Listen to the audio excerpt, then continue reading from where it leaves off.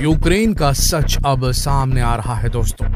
Internet ने, social media ने सारी पोलें खोलनी शुरू कर दी है। जिस तरीके से भारतीय छात्रों को सड़क पर लिटा लिटा कर मारा गया है, जिस तरीके से एक अस्थमा से ग्रस्त छात्र को पीटा गया तब तक जब तक उसे अस्थमा अटैक ना आ गया, जिस तरीके से लड़कियों पर लाठियां भाजी गई, हवा में गन शॉट्स फायर किए गए ताकि ये भारतीय छात्र जो यूक्रेन से पोलैंड की तरफ जाना चाहते थे सिर्फ इसलिए ताकि पोलैंड से वो फ्लाइट लेकर अपने वतन वापसी कर सके, पोलैंड में एज ए रिफ्यूजी नहीं जाना चाहते थे, उन्हें इतना मारा गया, इतना पीटा गया। आपने भी शायद वो वीडियो क्लिप देखा होगा। वो वीडियो क्लिप हम यहाँ नहीं दिखा सकते, लेकिन आप अगर सर्च करेंगे तो ट्विटर पर ऐसी बहुत सी वीडियो क्लिप्स मौजूद है जहां भारतीय छात्रों के साथ यूक्रेनी सुरक्षा एजेंसीज ने बहुत मारपीट की है। ये बर्बरता शो करती है कि कितना खतरनाक माहौल चल रहा है यूक्रेन में और यूक्रेन का स्टैंड क्या है। एक और बड़ी खबर सुनिए, आप हिल जाएंगे। यूरोप ने आरटी न्यूज नेटवर्क, ये रशियन न्यूज दिखाता है, इस पर बैन लगा दिया गया है और दूसरा स्पुतनिक, उस पर भी बैन लगा दिया गया है। ये जो वर्चस्व है मीडिया पर इंग्लिश स्पीकिंग कंट्रीज के लिए और दुनिया भर के लिए, जिसपे अमेरिका का प्रभुत्व है, यूरोप का प्रभुत्व है, वो अपनी ही बात लोगों तक पहुंचाना चाहता है। इसलिए उसने स्पुतनिक और आरटी जो चैनल है उसे बंद कर दिया है। आप चाहे तो YouTube पर आरटी सर्च करके देख सकते हैं। वहां जो न्यूज दिखाई जा रही है वो एक्चुअल रशियन पर्सपेक्टिव को दिखाता है, रशियन साइड को दिखाता है। दोस्तों एक बात समझिए, अगर आप अदालत में जाएंगे, कोर्ट में जाएंगे, तो कोई भी कोर्ट ऑफ लॉ में अगर एक मुजरिम होता है और एक विक्टिम होता है तो जब तक दोनों की बात नहीं सुन ली जाती तब तक जज भी फैसला नहीं सुना सकता।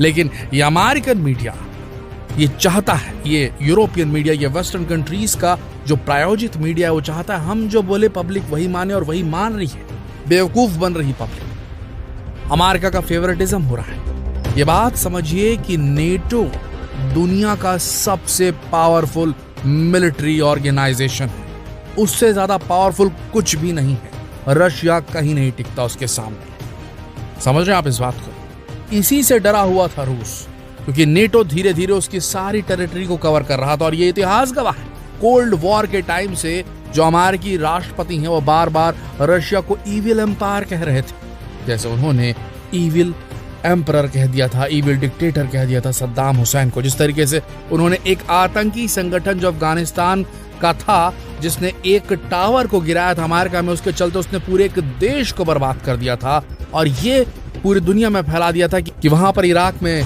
मास डिस्ट्रक्शन के वेपन्स थे और अफगानिस्तान में जो है पूरा का पूरा तालिबान जो पूरा वो अफगानिस्तान ही टेररिस्ट घोषित कर दिया था। उन्होंने जितनी तबाही मचाई थी।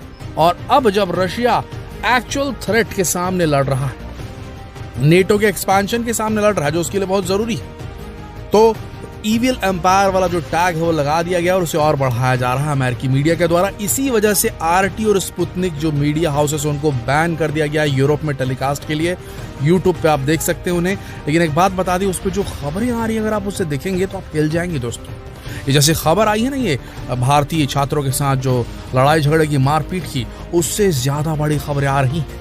खबर ये आ रही है और आप देख सकते हैं इंटरनेट पे इस चीज को सर्च करके कि रशियन डिफेंस मिनिस्ट्री के जो आला कमान में जो मेन जो ऑफिसर है वहां के, जिनका नाम है जनरल कोनाशनिकोव, उन्होंने ब्लेम किया है। लिखा तो ऐसा जा रहा है कि ब्लेम किया, लेकिन एक्चुअल रियलिटी यही है। ऐसा लगता है कि CIA और वहां की इंटेलिजेंस सर्विसेज जो है अमेरिका की, वो बाकायदा गाइड कर रही है यूक्रेनियों को, वहां पर यूक्रेनी अथॉरिटीज को, कि वो कैसे खतरनाक एंटी टैंक जो उनके जो वेपन सिस्टम है, एंटी एयरक्राफ्ट वेपन सिस्टम है, मिसाइल लॉन्चर्स है, उनको सिविलियन एरिया में रखें और वहां से वार करें।